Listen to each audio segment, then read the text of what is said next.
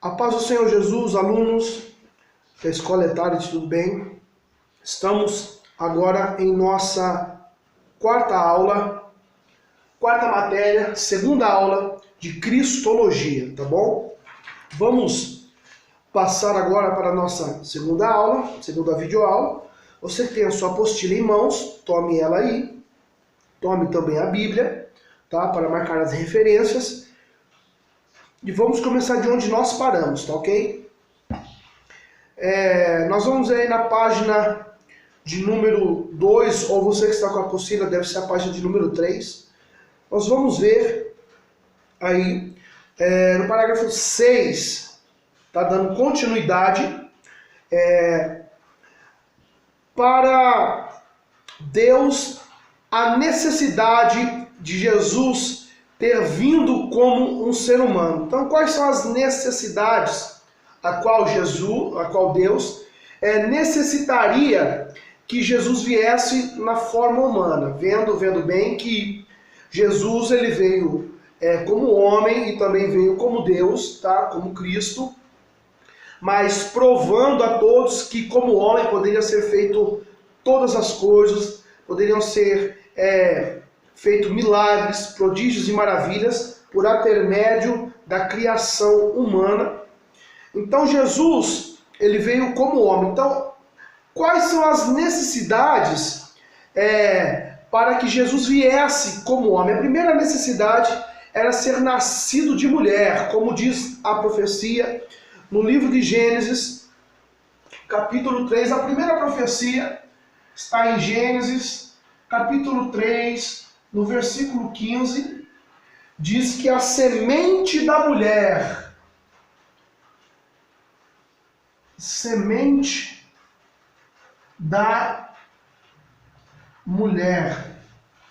tá?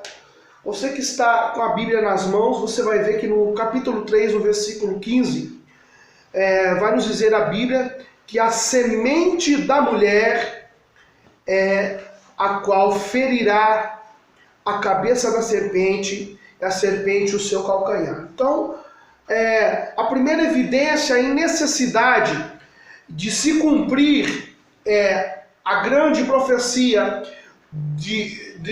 do Messias na terra era ter que ser nascido de mulher, tá?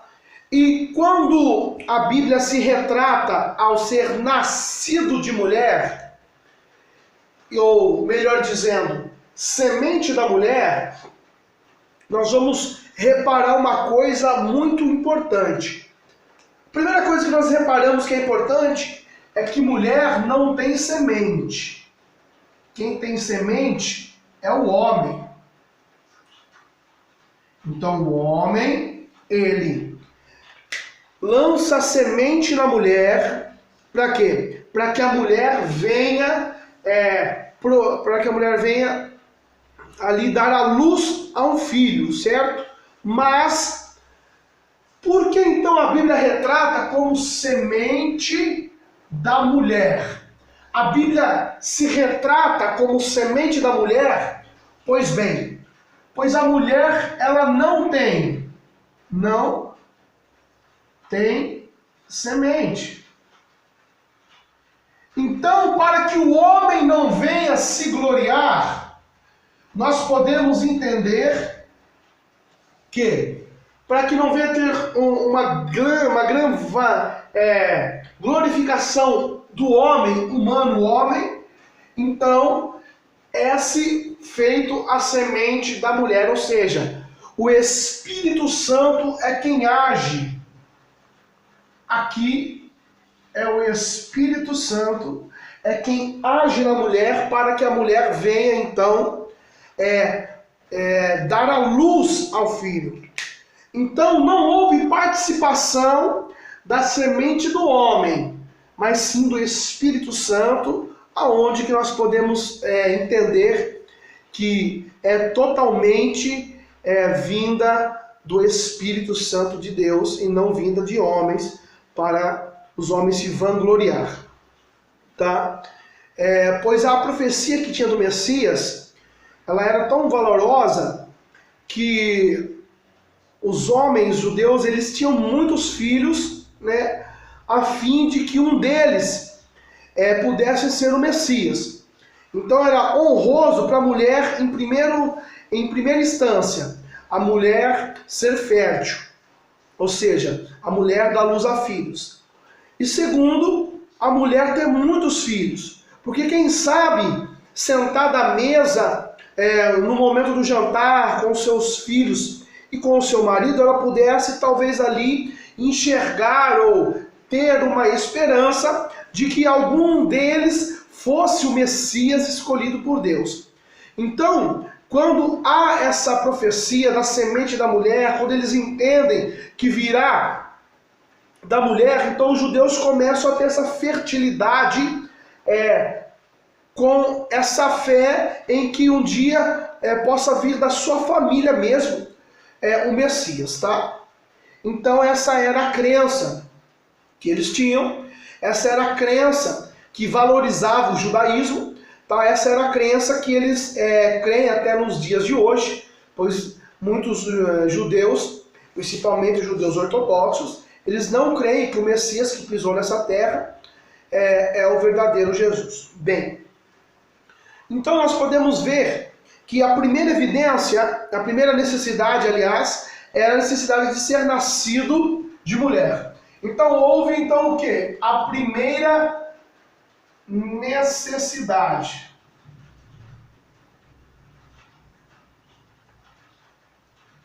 A primeira necessidade. A segunda necessidade que deveria que ter a necessidade de ser sem pecado. O Messias, ele não poderia pecar, tá? O Messias, havia sobre ele uma grande promessa, havia aí sobre ele grandes contestades, tá? Havia aí sobre ele uma grande responsabilidade. Então, a segunda necessidade era não pecar. Então, como que é que alguém que é homem não peca? Alguém que é homem e não peca, ele só poderia ser o Messias. A Bíblia mesmo enfatiza que não houve, não tem nenhum homem na face dessa terra que não peque. Ou seja, nós somos pecadores 24 horas por dia. Nós pecamos severamente, mas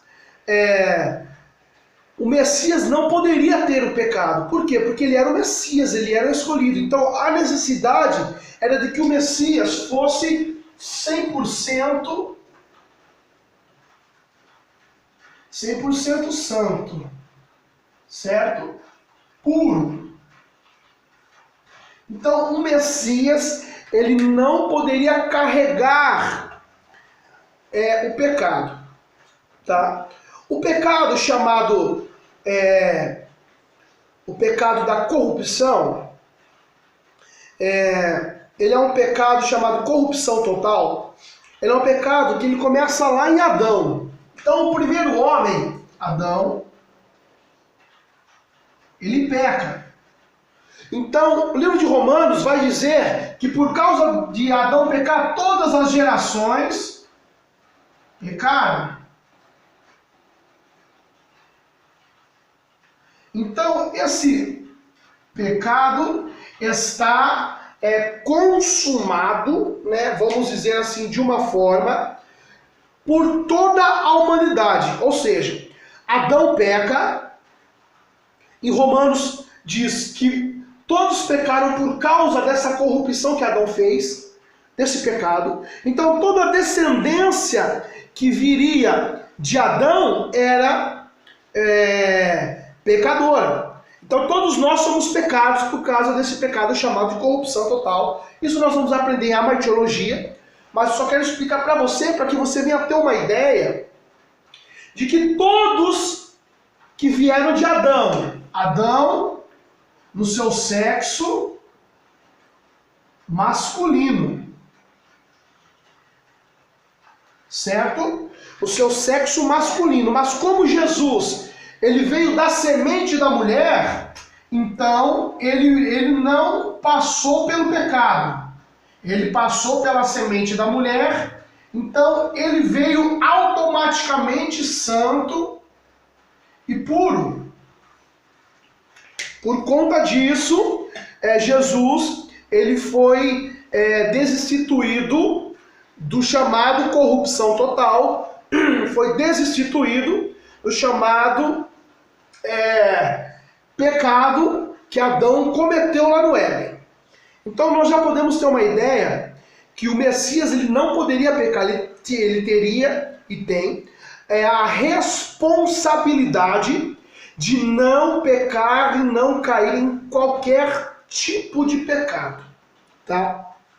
Então essa é a nossa segunda necessidade, tá? Que Deus tinha para que o homem Messias viesse. Então são como vamos dizer, são etapas. A primeira etapa ele tinha que nascer de mulher, a segunda etapa ele teria que ser santo, teria que ser puro. Porque ninguém acreditaria no Messias se ele não fosse puro ou se ele não fosse santo, tá? Terceira evidência terceira necessidade é fazer milagres.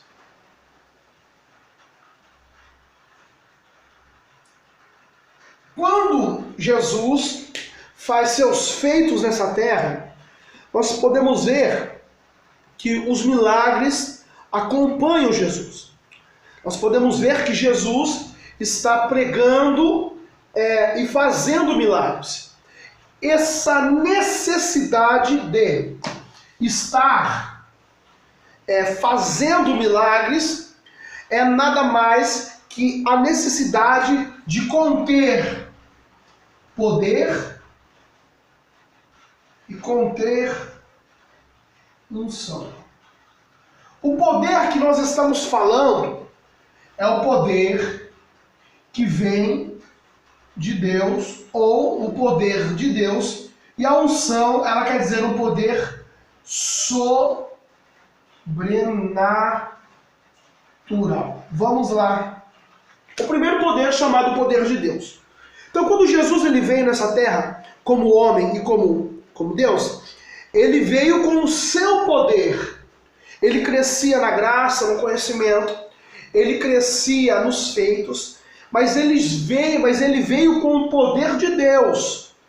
Ele veio com sabedoria e com poder esfericamente de Deus.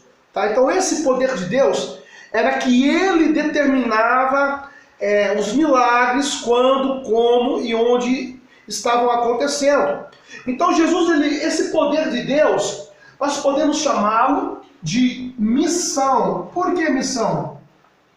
Porque Jesus ele veio com uma missão de demonstrar o poder de Deus. Então essa era a missão de Jesus, incluindo a salvação, mas de mostrar que ele era filho de Deus e que nessa missão o poder do Pai estava com o Filho. Segundo, a unção chamada unção sobrenatural. A palavra unção quer dizer poder sobrenatural. Então, a unção que manava de Cristo, que também é chamada de virtude, quando aquela mulher do fluxo de sangue toca em Jesus, e Jesus diz que dele saiu virtude. Então, esse poder, essa unção que minava de Cristo, era uma unção nada mais que vinda da sua oração e do seu jejum. Então Jesus obtinha poder sobrenatural pela sua unção, pelo seu jejum. Mas por que é diferenciada? A diferença da unção e do poder de Deus é que a unção o homem pode obter. Então aqui nessa unção, ela é uma unção que o homem ele pode alcançar. Por isso que Jesus refere aos seus discípulos, dizendo que você visse essas coisas, mas poder fazer coisas maiores. É por isso que Jesus diz: ir por todo mundo, pregar o evangelho a toda criatura, em Marcos capítulo 16, versículo 15. Pregar o evangelho a toda criatura, aquele que crer será salvo, mas aquele que não crer será condenado. em meu nome expulsarão demônios, beberão coisas mortíferas, não afetarão, enfim. Jesus, quando ele está falando que em meu nome expulsarão demônios, acontecerá milagres e maravilhas. Quando Jesus começa a proferir essas palavras, ele está determinando a bênção da unção sobre o homem. Então o homem, para que ele possa carregar os milagres de Cristo, primeiro ele tem que ter a unção sobrenatural. Então, para que isso viesse a acontecer para Cristo, ele tinha esses dois chamados poderes. Tá? Poder vindo, obviamente, de Deus, é a unção sobrenatural de sua oração e do seu jejum. O homem também não é diferenciado, porque o poder de Deus na missão do homem quer dizer a vontade de Deus. E aqui, a unção de Deus sobre o homem.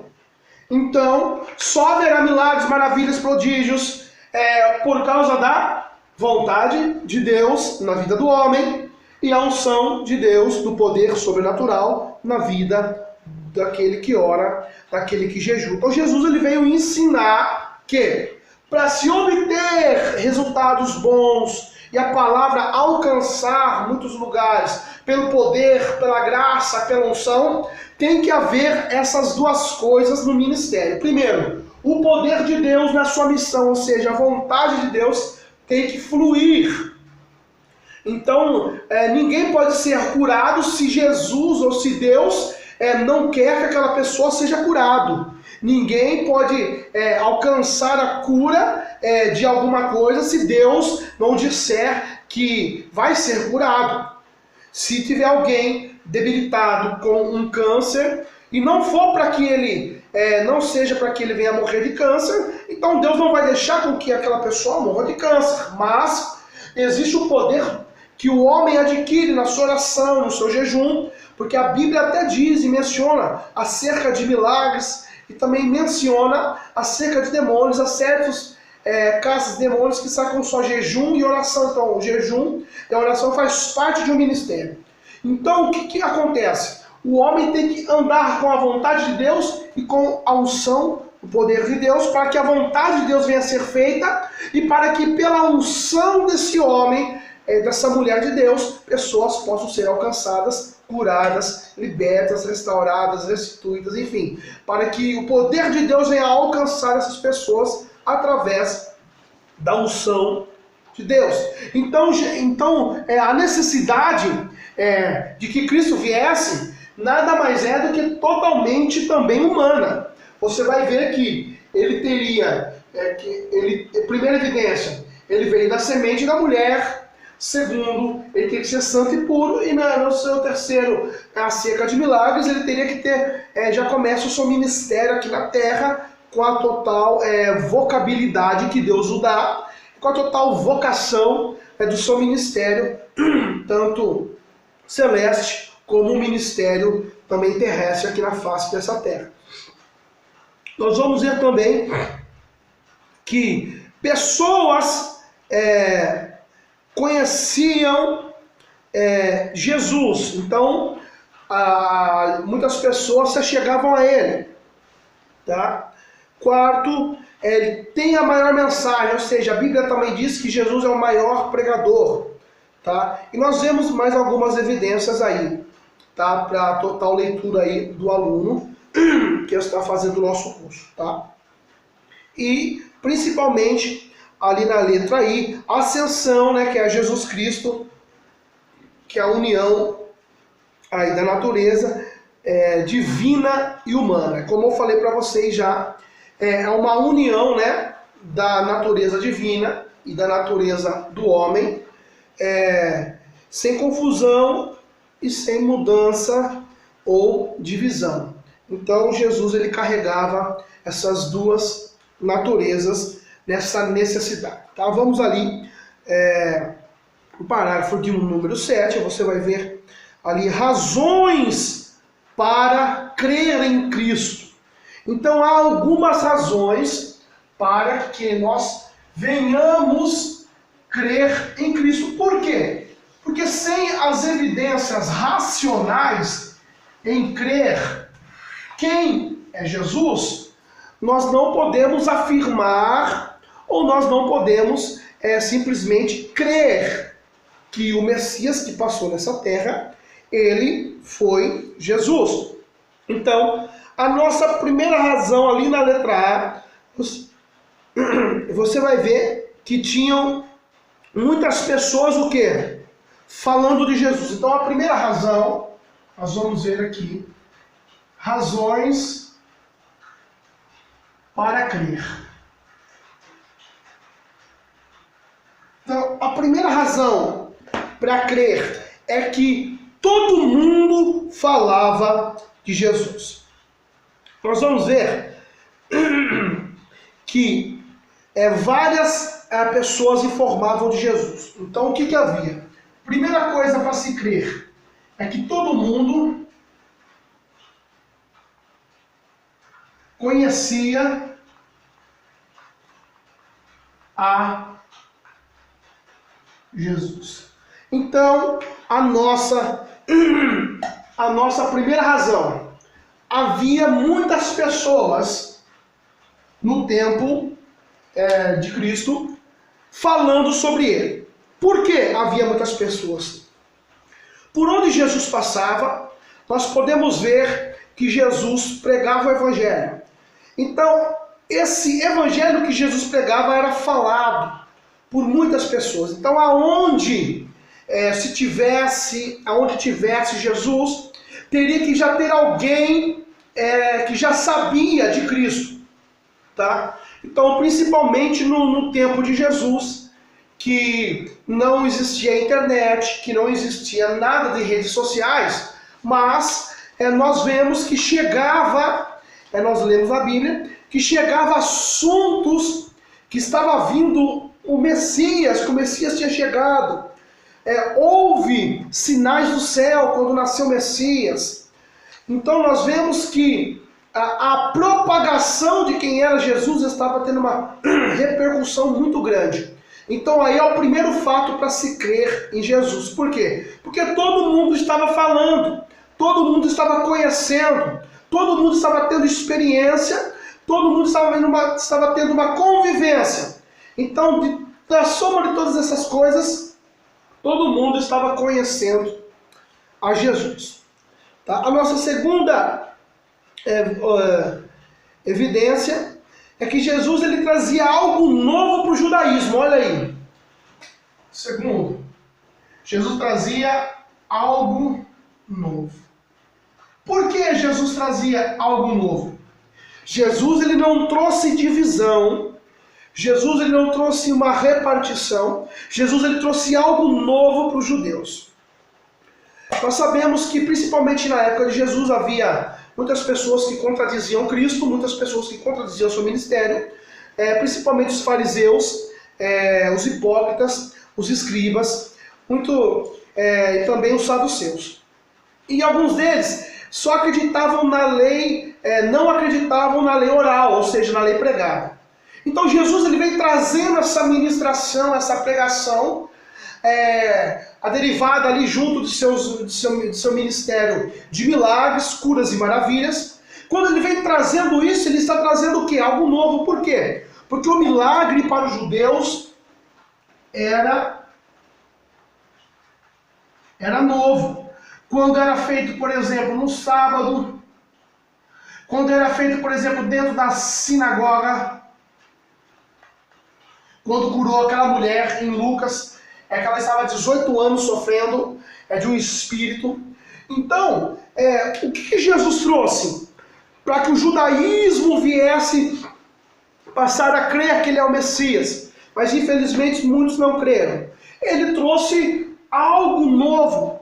E quando nós não sabemos, ou nós não conhecemos o novo, nós temos medo. Então, quando nós não conhecemos o novo, nós temos medo. Então, o medo que estava pegando o judaísmo era das coisas novas, as palavras e pregações novas que Jesus trazia, que nada mais era que o Antigo Testamento sendo proclamado pela palavra de Deus através de Jesus.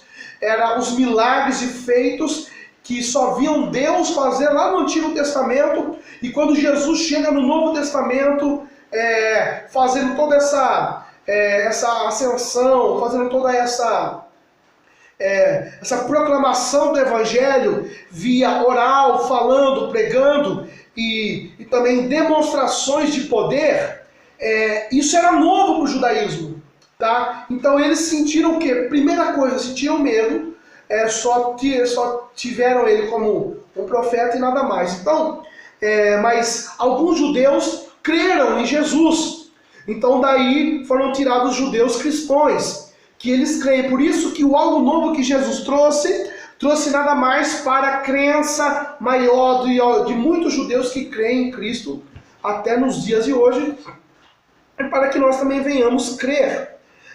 Terceiro, a conformidade, tá? Jesus exatamente o Jesus ou Messias da Bíblia. Ou seja, Jesus, aqui no nosso terceiro, Jesus ele trazia uma conformidade. O que é conformidade? Ele trazia algo conforme a palavra. Ou seja, o que ele pregava não era nada fora da palavra, o que ele falava não era nada fora da palavra. E algumas coisas aqui. Primeiro, a vida de Cristo era conforme a palavra, suas pregações eram conforme a palavra, tá? Os seus milagres eram conforme a palavra. Ou seja, Jesus não saía da palavra. Era um ciclo na vida de Cristo. Então a vida de Jesus, que é mais importante, que era onde os saduceus, os fariseus, sempre vinham interrogar Jesus. Jesus, na lei de Moisés, manda apedrejar essa mulher, o que você faz?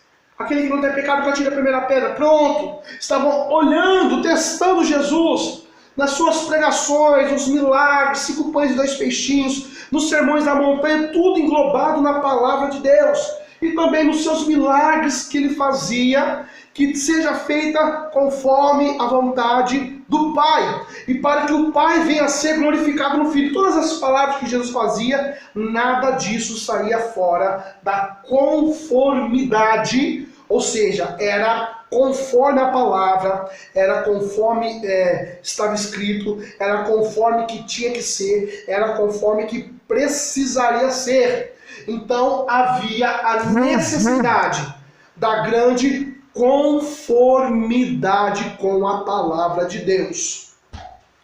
Tá bom, meus alunos? Vamos agora para o nosso 8º aqui parágrafo, tá? Estou falando só de alguns tópicos, porque cristologia é um pouco longo, tá?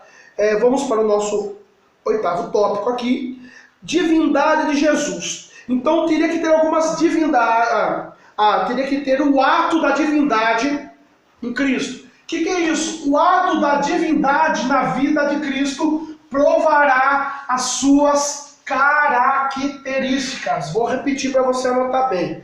O ato da divindade na vida de Cristo provará as suas características.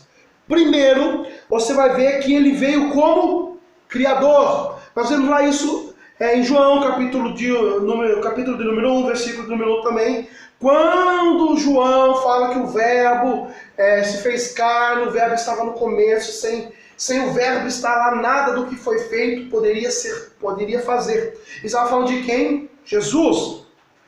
Tá? Então havia necessidade do quê? De Jesus também ter a característica de Criador. Quando Jesus cospe no chão, faz o milagre daquele homem cego, no livro de João, capítulo de número 5, tá? Livro de João, capítulo de número 9, nós vemos que Jesus ele cospe no chão, faz lodo e faz os olhos daquele homem, porque ele não tinha. Jesus estava criando. Então Jesus, a característica de Jesus era do Criador. Quem já não ouviu aquele ditado que Filho de peixe, peixinho também é. Mesma coisa, Deus foi o criador dos céus e a terra, seu filho também era o grande criador. Tá? Segundo, seus desígnios, ou seja, para aquilo, as missões que Jesus foi designado a fazer. Então havia missões de cura, libertação, restauração, pregação, ministração, curas no sábado, tudo isso era e fazia parte do quê? Do caráter divino, ou a característica. Qual a característica que Jesus teria que ter? Ele teria que ter seus desígnios, ele teria que ter suas atividades a ser feitas. Tá? Se fez também homem, ele ressuscitou, como a Bíblia diz, ao terceiro dia.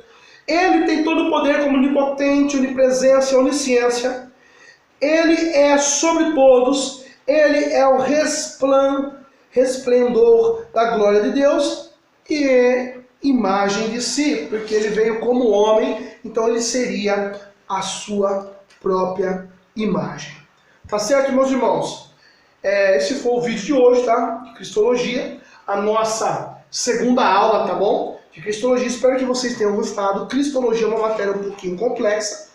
Eu creio que nós teremos mais vídeos, tá, do que o normal, que são 4 vídeos, mas eu acho que nós teremos 5 ou 6 vídeos aí para falarmos um pouco mais sobre Cristologia. Tá bom, meus irmãos? Que Deus abençoe, espero que tenham gostado. Até a próxima aula. Fiquem na paz do Senhor. Tchau, tchau.